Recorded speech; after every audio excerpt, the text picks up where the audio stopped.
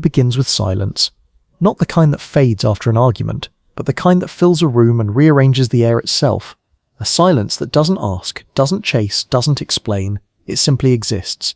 The avoidant feels it first, though they don't admit it. At first they believe they've won. They think your quiet means defeat, that you finally gave up the chase they never acknowledged but secretly needed.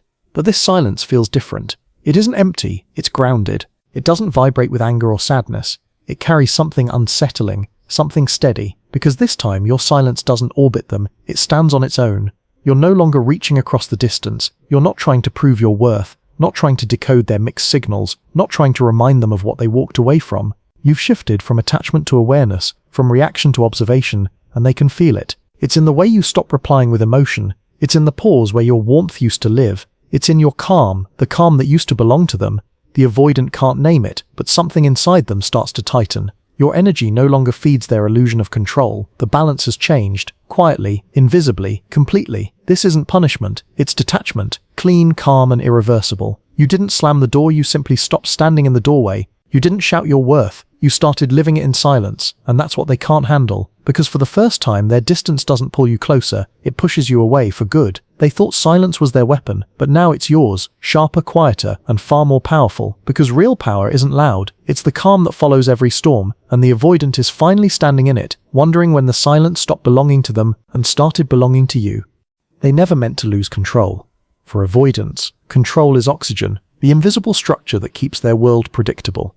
They don't crave closeness, they crave safety, and safety to them has always meant distance. That's the illusion they live inside, the belief that love can only survive if it's kept far enough away, to feel wanted but never fully known, to stay close enough to touch but not to be touched.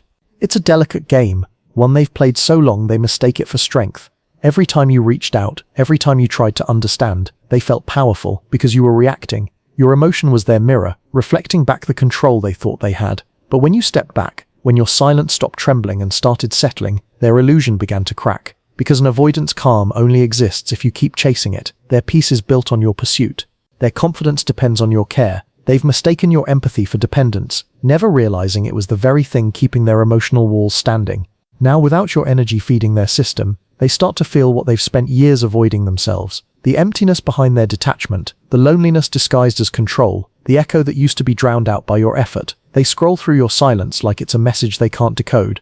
Why aren't you reaching out? Why doesn't your energy pull anymore? They can't understand that detachment doesn't mean you stopped feeling, it means you stopped bleeding. This is the truth avoidants can't handle. They never had power over you. They had power over your reaction, and now that your emotions no longer orbit their avoidance, the illusion collapses under its own weight. They start to feel the one thing they swore they didn't need, connection, but it's too late. Because detachment doesn't chase, it watches, it understands, and it never returns to what once drained it. Silence changes shape over time. At first it felt like distance, now it feels like reflection. Because the moment you stopped reaching for them, they were left alone with something far louder than your absence. Their own mind. Avoidants don't do well with mirrors. They spend their lives avoiding reflection, avoiding the truth that everything they run from lives inside them. Your detachment doesn't attack them. It doesn't beg, argue, or accuse. It simply shows them who they are, when they no longer have someone else to blame. They see the calm they mistook for indifference. They feel the peace they once called distance, and they begin to realize it was never you making them feel trapped. It was their own fear of being seen. Now in your silence, they start hearing echoes, memories of your patience, your softness, your steady presence. The warmth they pushed away becomes the warmth they crave, and the calm that once annoyed them now haunts them. Because detachment is a mirror they can't shatter. Every attempt to move on only throws their reflection back at them. Every distraction, every new connection, every escape feels hollow, because it lacks the one thing your energy carried, depth. They start to replay moments they dismissed, the way you listened without judging, the way you understood what they couldn't say, the way your energy didn't demand. It healed, and now that calm terrifies them, because it exposes what they've always denied. They didn't lose control, they lost safety. The silence you left behind isn't empty anymore, it's filled with truth, a truth they avoided their entire life. Your detachment has become their mirror, and it reflects everything they've hidden, their fears, their loneliness, their longing. You didn't change to hurt them, you changed to heal yourself, but in doing so you became the quiet reminder of everything they're still running from, and now they can't look away.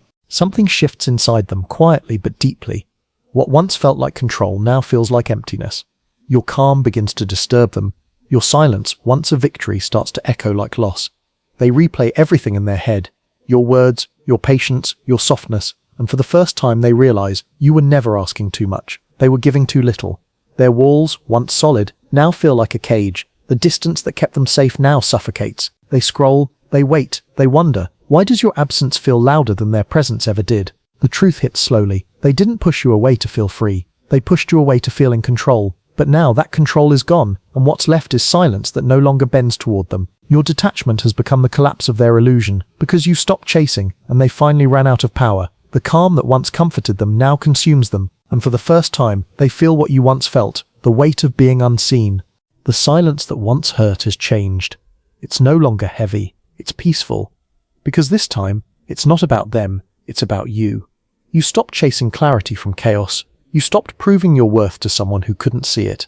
And in doing so, you discovered something deeper than connection, self-respect. The avoidant still feels the echo of what they lost, but you no longer carry the weight of being their mirror. You've learned that peace isn't found in their return, it's found in your release. You understand now detachment was never coldness, it was healing. It was your heart closing the door quietly, after realizing it no longer needed to beg to be heard. Every part of the journey led here, the silence that shifted the power, the illusion that cracked, the mirror that revealed truth, the collapse that exposed pain, and through it all, you didn't lose yourself, you found yourself. Because the real victory isn't when they come back, it's when you no longer wait for them to. And that's the truth every avoidant must face. That peace was never their loss, it was your return to yourself.